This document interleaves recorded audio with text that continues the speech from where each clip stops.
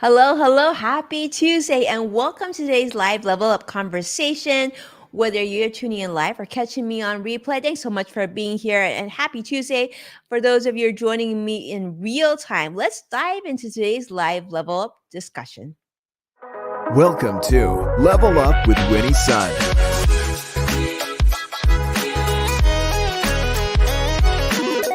Market update. Speed round.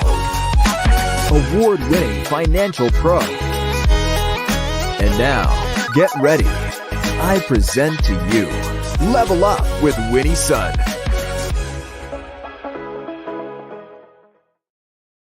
Hi, friends. I'm Winnie Sun, your host, an award winning financial pro, Forbes contributor, and a CNBC council member. It's so great to have you join me live. As you know, we're streaming on about 8 different social media platforms. Don't be shy. Definitely jump in. Let me know how your weekend went, of course, how your week's been going so far. And let's start with how the market closed. Now, the Dow closed down 367 points. Nasdaq also down 132 points, and the S&P 500 unfortunately also down 48 points as the market continues to struggle. It's not been a great week so far. Hopefully things will change later this week. But one story in particular I thought should be on your radar, and you probably found it somewhat interesting. But before I jump into that, I want to say, of course, a quick welcome to CrossX Fighter joining us on YouTube Live.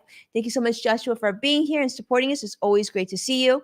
Now, let's talk about this story. I thought this was really interesting because this could be just sort of that beginning phase of more companies being impacted. Well, many of you know Chat GPT, big news of 2023, this AI tool. Many people are using it, myself included.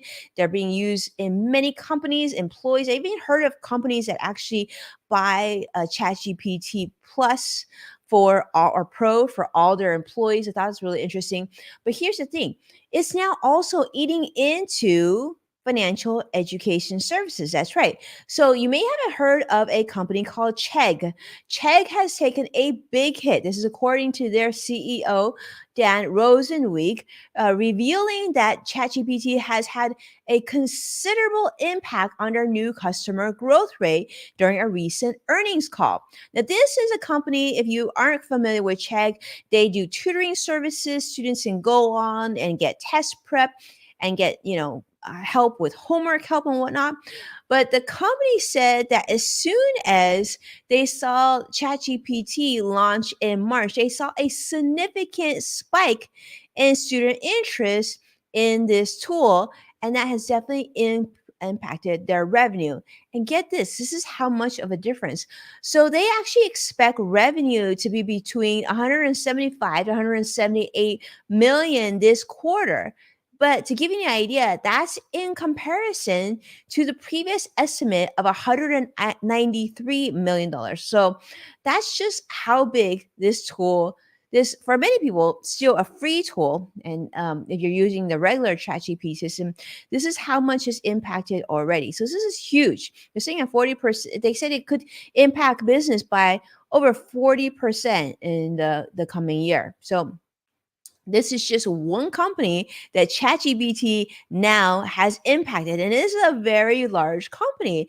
They're citing this, the artificial intelligence poses a tremendous threat to Chegg's business model. In fact, many companies are actually downgrading this company right now in terms of their, the impact and stock performance and all that stuff. But now they're saying, well, ChatGPT says, well, we see the value here in this segment. So actually, Chegg and ChatGPT actually might be putting together a new technology, their own AI product called Checkmate.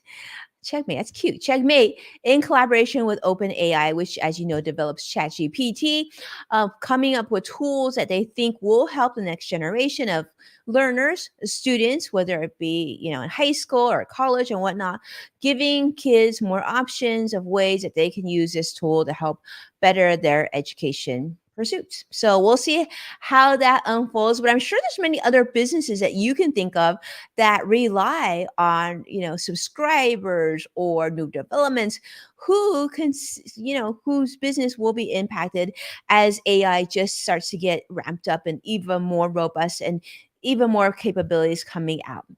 Well, welcome also to the show, Vicky Garvey. I see you joining us on Facebook Live. I think this is something that we'll really have to pay attention to. I know personally, I've been using Chat GPT significantly for a lot of our content creation, of course, proofreading emails, creating outlines for seminars and everything else. But it'll be interesting to see what other industries will be impacted. I will tell you, I wasn't, thinking about tutoring services for kids. That wasn't even my radar. That makes perfect sense, and that you can see that shared just right there. Now let's go over, of course, to our layoff report.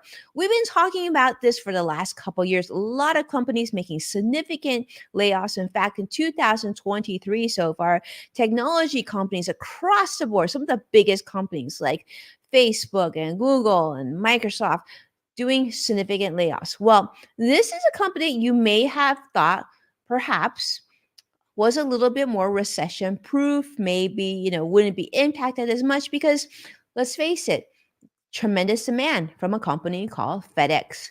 Well, believe it or not, FedEx has announced that they're going to be closing over 29 FedEx freight locations. And they're also going to furlough many, many employees due to slowing demand. So perhaps because we are so deep into this pandemic now, things are opening back up. People are getting back to normal, traveling, going out to restaurants and shopping and just getting back to normal. Well, that probably has had an impact on FedEx. And so these closures are going to take effect in August sometime, probably mid-August. And so, yes, unfortunately, they're going to be facing budget cuts and layoffs and certain job classes. In fact, they're saying that maybe additional furloughs starting on May 28th, but eligible employees would be offered permanent transfer opportunities to other markets that may have hiring needs. So that I'm guessing would mean that some of these employees would actually have to get up and move to different places, right? So we'll see. We'll see how that goes. Unfortunately, bad news across the board on for FedEx. Nobody likes getting laid off, especially now as we're going into the summer. But FedEx continues to say they're going to maintain operations as normal. They don't think that this is going to have much of an impact in the services that you and I deem essential, and businesses depend on FedEx for a lot of their business. So, unfortunately, if you're impacted by this FedEx layoff or furlough, our heart goes out to you. Hopefully, things will get better, and hopefully, you'll bounce back quickly, and you'll get another job in another another company that'll hire you on sooner rather than later. All right, now let's talk about this. Many of you have been watching news. Now, this includes financial news, and you've been seeing the news about like Silicon Valley Bank and Signature Bank, and of course, First Republic, which has been very recent. More weaknesses in the banking sector, concerns regional banks, if there's enough insurance. Well, the government has decided that they're going to think about making sure that this gets settled sooner rather than later so people can feel comfortable leaving their money at the bank. Businesses can feel comfortable leaving their money at the bank to go pay for things like payroll and whatnot. There needs to be some sort of banking security, right? Some sense of security. Well, the FDIC insurance is taking note, and it looks like they might be getting an upgrade soon. And hopefully this will be some good news. The Federal Deposit Insurance Corporation, which is the words for FDIC, is now proposing to expand regulatory powers to backstop certain deposits to prevent bank runs. Right? That's what we saw with Silicon Valley Bank and some of the other banks, and of course some of the banking runs in the past that we've have been historical as well, is where people will go to the bank and try to withdraw their money because they don't feel confidence in the bank. And that's what a what a bank run is. You may have seen past movies on this. Well, now they're taking a look at whether or not they should increase the amount that FDIC currently insures of bank deposits. Now, currently, that insurance deposit amount is $250,000 per title, right, per account, which leaves banks with a large share of uninsured deposits, which is vulnerable to these bank runs.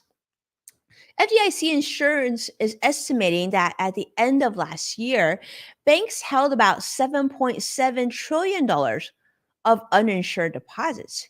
In fact, some of you watching might even have assets at the bank that are uninsured, and you're probably not feeling great about it. But then, I mean, what's the alternative? If you have significant assets at a bank, are you going to realistically utilize 10 banks, 20 banks to make sure that all your cash deposits are insured? Well, perhaps if you had a lot of time, you could do that. And perhaps if you're not a business having to make payroll, you could actually spread out your money that way. But for many Americans, as we can see by these figures, 43% of the total deposits in the US right now are uninsured. This is just not really reasonable. So the FDIC insurance is now studying ways on how they can improve the system following recent bank turmoil. And you're looking at ways of perhaps raising the existing insurance levels of deposit insurance. And but they have concerns of saying, well, if they just do a broad increase, expanding of deposit insurance, that this could create a moral hazard problem, which I'm not totally sure what that means. I'm gonna have to do a little bit more deep digging on this topic. But the FDIC insured is definitely interested in protecting more business payment accounts. This is critical because you can imagine companies such as Google, such as Apple, they have significant payroll, right? So they have to keep significant amounts of cash in their business accounts, which far exceeds $250,000 in FDIC protected assets. So the FDIC is saying that perhaps they will increase the banking levels of business accounts, and that'll be great. So we'll also have to see how that unfolds, and we'll continue to keep you updated on that information. I know Vicky is saying fingers crossed. I'm guessing she's talking about the FedEx story, but perhaps on this story as well, because we want to make sure that all your hard-earned money that's at the bank that you have held up for reserves for maybe like a new car purchase in the future, or paying off your credit cards, or maybe even a down payment account or savings account for that new future home of yours. We want to make sure as much of that is FDIC insured as possible so you feel comfortable having that money at the bank, right? All right. Well, that's the news that I have to share for you today. So here's my question of the day for you. I'm going to start doing this. I want to do a question of the day for you so that you can answer. And we like to get your feedback on how you feel about some of the financial news and business news that's been coming in the last few weeks and, of course, today. And now this question is sort of stemmed from what's happened in the last 2 weeks. You've heard there's been changes and layoffs as at BuzzFeed. You've heard of dramatic firings and layoffs at Fox, CNN, Vice Media. Vice Media was actually this week's news. And more companies are laying off or firing staff. So I'm curious to hear from those of you who are watching, which publication or television show do you read or watch on a daily basis that you would consider essential media, that you really hope they don't go away? You're hoping, your favorite writer or reporter or producer, that there's going to be stability there. So tell me, if you can, which publication do you read on a daily basis that you would consider essential media to your life? All right. So that's my challenge for you. I love to hear what you have to say. For me, it's pretty easy, I think, because I read obviously CNBC, I read the Wall Street Journal, Market Watch, Bloomberg, CNN as well. I also love the New York Times. I really like to read them as well. Los Angeles Times for local news, a lot of other publications. I'm really more of an internet reader. So I like to reprint. It's just a good use of my time. I can get in and out really, really quickly. So I'd love to hear what you have to say. And with that, thank you so much for watching Level Up. If you've enjoyed this video, please give us a like and subscribe. We really appreciate it. And you can find full episodes of Level Up with Winnie's Son on NASDAQ, Amazon Fire, Samsung, Roku, and many other streaming platforms. And don't forget to check out Yes Factor with Winnie's Son also on Apple Podcasts and the LinkedIn Podcast Network. Thank you again for your support. I'll see you very soon. Have an incredible week. Take care now.